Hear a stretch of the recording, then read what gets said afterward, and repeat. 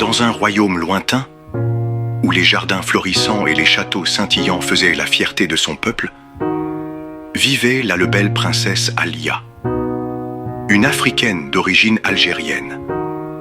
Elle était belle et intelligente, avec une douceur qui illuminait même les jours les plus sombres. Cependant, derrière cette apparence parfaite, se cachait un secret que personne ne connaissait. Une odeur corporelle forte et personnelle, un héritage de sa lignée. Cette particularité, bien qu'incontrôlable, influençait profondément sa vie. Alia avait soif d'amour véritable. Mais sa quête pour trouver un prétendant s'avérait être un chemin semé d'embûches. Chaque fois qu'un jeune homme séduisant était présenté à elle, il était d'abord captivé par son statut royal et sa richesse. Mais lorsqu'il prenait le temps de la connaître, ils étaient rapidement rebutés par son odeur.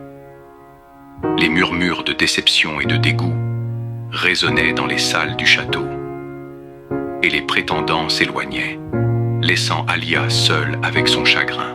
Malgré sa souffrance, Alia ne se laissait pas abattre.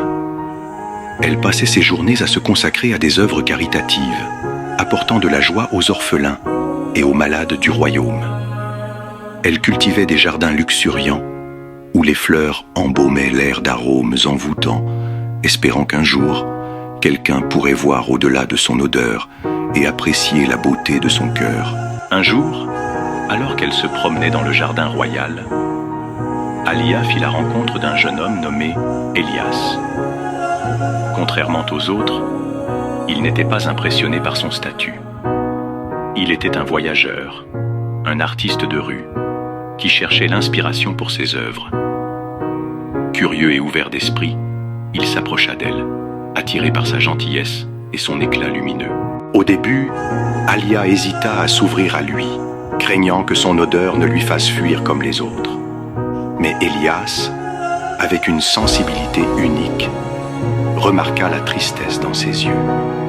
Au lieu de s'éloigner, il s'assit à ses côtés et lui parla de rêves, de voyages et de l'art de voir la beauté là où d'autres ne regardaient pas. Il ne se laissa pas décourager par son odeur, mais chercha plutôt à comprendre l'histoire qui l'accompagnait. Les jours passèrent, et une amitié sincère se tissa entre eux. Elias encouragea Alia à accepter son odeur comme une part de son identité, une caractéristique qui la rendait unique.